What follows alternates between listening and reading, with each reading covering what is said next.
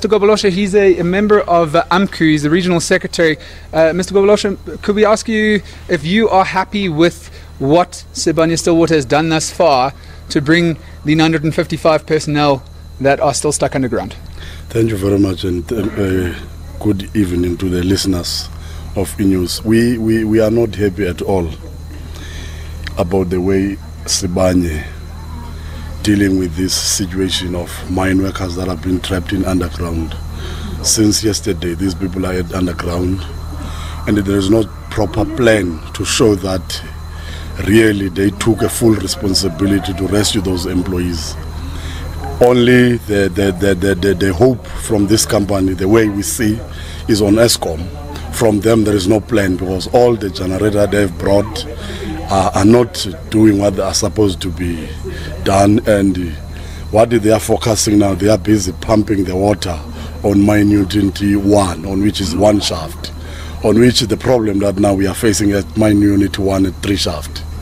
Now, in a serious note, we are not happy as AMCO, and we see that these managers, even the Department of Minerals, since early in the morning we are here, we don't see the DMR, even the executive of Sibanye is not there at the shaft level where the problem occurred. What do you make of Sibanye's claims that this is an active God? They had precautions in place, and unfortunately due to the excessive rain, generators are failing. There's also a software problem on the mechanisms to try and bring the trolleys back, up from underground. What's your response to that? The reason for me as a AMCO leader blaming the company, this thing is not, it didn't happen only at Sibanye.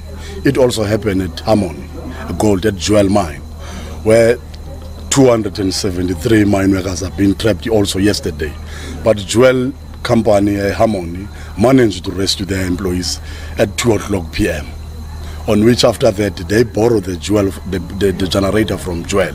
That it shows that they are not seriously about the safety of the employees. So if you were in Sibanye-Stillwater's shoes and you could take necessary actions to try and bring those 955 employees up from underground, what would you do?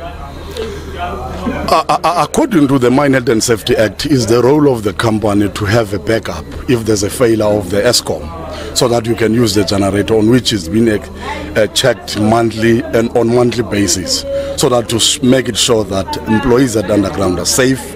If there's a failure, you start the generator to pull people out of underground. Surely, and as I'm saying this, it happened to 2 of the shafts. They took people from this side to 3 shafts. After they took people on this side, the winder on this side, the small winder, became okay through the generator system. And they only rescued 63 mine workers, because already other mine workers have been taken to mine unit 1 and 3 shaft. Mr. Gobolosha, maybe you can tell us, are you happy with the assistance that your members, the 955 mining personnel, are being given underground? We're being told that they are being kept safe, they're being given food, supplies, water, and they are in a safe position at this point in time. Are you worried for their safety? That is a blue liar, because we don't know what is happening at underground as we speak. We don't have information. Now, if there's such information, that is a blue liar, because no one knows what is happening. That is why we are worried. Exactly how far are they trapped underground? I think we talk about almost 8 and 10 levels from surface, on which... Meters? I think it's almost more than 2,000 meters. So 2 kilometers stuck underground? Exactly. It's more than that. 2 kilometers, yes, it's fine. Yeah, that is the length of the area from surface to underground. Okay, you've been critical for Sibanye-Stillwater's handling of this crisis thus far. I've just received a media brief that the Department of Mineral Resources Minister Zwane, Mosebenzi Zwane, will be joining the effort here at midday tomorrow. What's your response to that?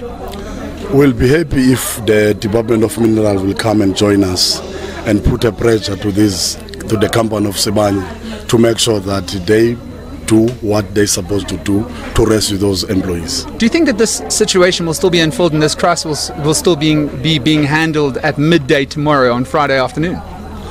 I think so. If the Eskom couldn't fix the electricity, it means it will be until tomorrow. All right. Because there's no option now except the Eskom. All right. we'll have to leave it at that. Xolani Gabuloshe from AMCU.